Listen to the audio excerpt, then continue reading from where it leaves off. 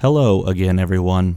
I want to begin by saying that I hope this video finds you well and safe, comfortable on this day of Halloween. I don't know how this video will find you, and I don't know what you've done today thus far. Perhaps you've spent time with your family or friends. Maybe you've stayed home and celebrated, or not, in your own way. In any case, it is on this most auspicious of evenings that I would like to invite you to stay a while with me. It's an honor of mine for you to choose to spend time with me and listen while I tell you the frightening and heartbreaking story of Levia. Levia was born into poverty. Her impoverished family, one of many who worked for the nobility of the northern realms. Her father had been a stable hand for Lord Barthamont, but he disappeared suddenly when Levia was very young, leaving his family destitute. Without the means to support herself and her daughter, Levia's mother sold them both into the service of the Barthamont estate, an act born of desperation.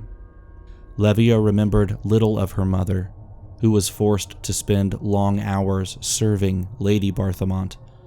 She would leave their shared bed shortly before first light, and would return long after the candles had extinguished themselves. Once, several years after they'd come to live at the estate, Levia's mother woke her in the early hours of the morning, her face drawn with terror as she begged her daughter not to trust the Barthamonts and to flee their holdings as soon as she had the opportunity to escape. Several days later, her mother vanished, leaving Levia with only that last haunting, cryptic warning. However, she refused to heed her mother's words. Stubborn, strong-willed, and resolved to uncover the truth, she instead decided to investigate and explore the deepest, darkest corners of the castle. As Levia grew older and more determined, the Barthamont estate descended even deeper into madness. The servants fought over scraps of food, while the nobles dined on elaborate feasts. Lord Barthamont's hunting trips took him further and further from his lands, and all the while Lady Barthamont only seemed to thrive on the bitter emotions which flooded the manor. On one of Levia's late-night walks through the mansions, she heard a shrill, piercing scream, distant and muffled, the sound of pure, unadulterated horror. Resolute, she wandered in the direction of the sound, searching for answers, and later a part of her would wish that she had never found them. Through the keyhole of a solid oaken door, Levia glimpsed the walls of a room painted a deep, dark, congealed crimson. The stained rugs were littered with scraps of parchment, and a pale, wizened hand grasped at a woman's immaculately pressed skirt. Lady Barthamont's laughter was clearly audible through the wood as a faint glow crept through the chamber, illuminating the indecipherable symbols carved into the floor at her feet. Even through the door, Levia could feel the swell of energy in the room, humming like the air before a thunderstorm. The sigils at the woman's feet lit up one by one, flooding the room with a crimson light. As the one directly beneath her feet caught flame, the bodies of her servants were illuminated by a violent crimson light, casting Lady Barthamont's shadow along the length of the floor. With a satisfied sigh, she fell upon the servants and began to devour them in a fervid frenzy, spraying a fine mist of blood across the room, face streaked with blood and viscera. Fear seized Levia's lungs in an icy grip, squeezing the breath from her chest. But as she stumbled back, she felt the fierce burning of a deep rage course through her veins. While the sight of the servants' mangled, butchered corpses had disgusted Levia, a part of her cried out in hunger. This was perhaps her one and only path to power. her only opportunity to take charge of her own fate, lest she end up like them. The following months found her back at Lady Barthamont's doors, closely studying the dark rituals that were taking place within. She steeled her stomach against the helpless cries, the glistening of viscera in the low light, the gleeful expression on her mistress's face as she slaughtered Levia's fellow servants. Her focus narrowed to a razor's edge. Levia looked upon the rituals and learned. Under the cover of darkness, Levia slipped outside the castle walls, clutching a stolen dagger to her chest. With barely a whisper, she spilled her blood on the sigils which encircled her, painstakingly recreating Lady Barthamont's ritual in order to call upon the power of the beyond. That night, for the first time, Levia tasted the power of the shadows for herself, as sweet as the first sip of water to a man dying of thirst. It blossomed within her chest, awakening a deep, insatiable hunger for more. For months, Levia sought that feeling, that single taste, in search of a way to quell the hunger within. She hunted small animals in the dead of night, sacrificing their writhing bodies for the sake of her dark rituals, mindless and unyielding in her quest for supremacy.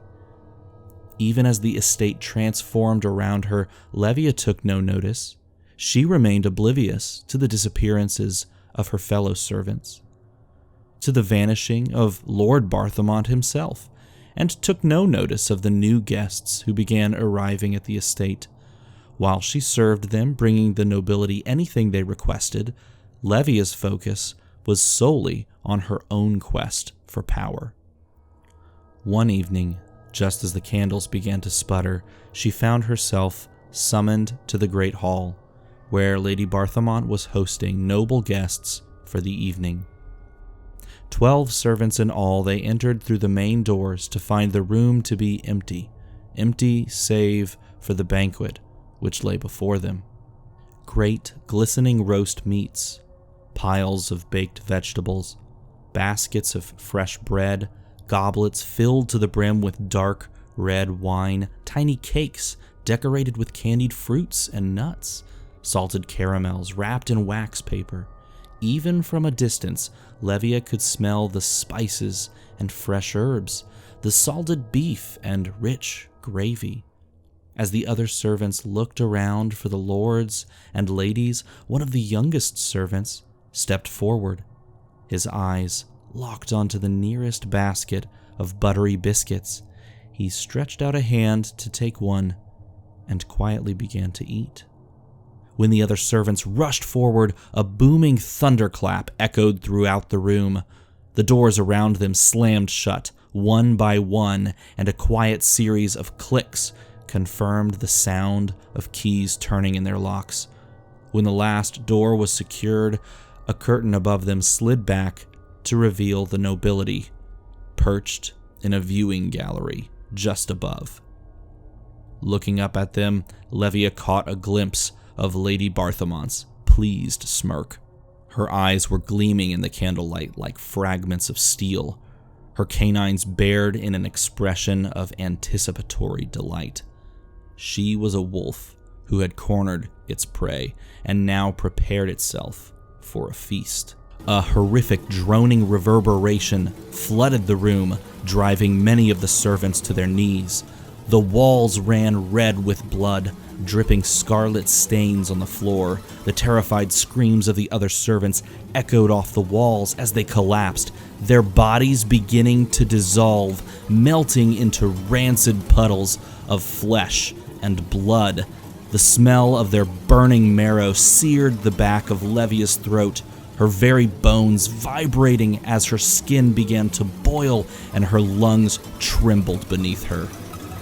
Painfully aware of the fate which awaited them all, she reluctantly succumbed to her need to survive and enacted the final, terrible price of the rituals she'd learned from her mistress. With a bellowing cry, she crawled forward and lunged at the nearest body, tearing its flesh away in strips and cramming the raw meat into her open mouth.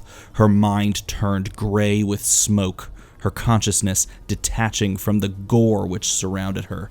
Through a veil of wine-dark mist, she glimpsed a dark entity, surrounded by an endless sea of crimson and ivory, its gaping maw lined with hundreds of massive fangs.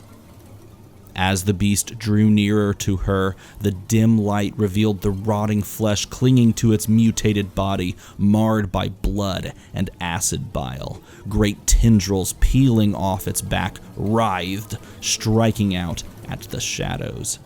Its clawed hands reached towards her, tentacles creeping along the stone floor like the roots of the darkness itself. And Levia was quick to dodge its slashing attack, ears ringing with the echoes of the creature's guttural roar. She threw herself at the beast, feeling her bloodlust spill over into an all-consuming sea of red. Through the haze, she could barely see the creature before her and blindly lashed out at its altered form. She felt the flesh tear beneath her talons, heard its screech rippling through the air, smelled the molten, ink-black blood which spilled forth from its injuries. She could almost taste its acrid bile on the back of her tongue. The marble floor caved in under the weight of her body, stone tiles cracking as Levia leapt back, landing on her feet. As her bloodlust finally began to fade, she became aware of the blood and viscera coating her skin. She looked down at the weight in her left arm and met the blank-eyed stare of Lady Barthamont's disembodied head. For the first time in months, the great hall was completely silent, stained red from the carnage which surrounded her. At last, Levia had been released from her erstwhile mistress's control and is finally free to decide her own fate. However, the strength she now wields has come at a terrible price. Once someone has sacrificed a living being, the grip of the shadows is as iron. Levia is compelled to follow the whims of a creature from the beyond, succumbing to her base instinct to destroy and consume. Now that she has been released from the Barthamont's clutches, Levia refuses to let anybody else control her ever again. I do hope that you have enjoyed this short time together. If you're familiar with my channel, you know that this is not necessarily something that I do very often, if at all. That being said, if you'd like to hear more of these stories, feel free to let me know in a comment down below. And if I do make more of these in the future, you can find out when they go live by hitting the subscribe button and the bell notification icon. Again, it's my absolute pleasure to have you choose to join me. Your time is important. You're an important person. And the fact that you chose to sit and listen to this story alongside me means a lot.